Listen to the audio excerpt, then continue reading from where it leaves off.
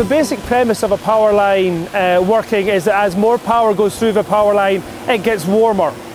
These sensors are being installed in lines in order to give us live information on the temperature of the lines and to facilitate us to be able to push more power down those lines. This is the first time we've installed them at 220 kV and the first time we're utilising a drone technology so that we're able to do these without our network technicians having to climb up the towers and install them manually, and it means we can also install them when the lines are energised without having to take an outage. So the sensors we're installing here today with the ESB Networks and Heimdall will enable us to measure in real time what's happening on the overhead lines here behind me. This allows the control centre to see if there's additional capacity on those lines and to be able to utilise the infrastructure that we have more efficiently.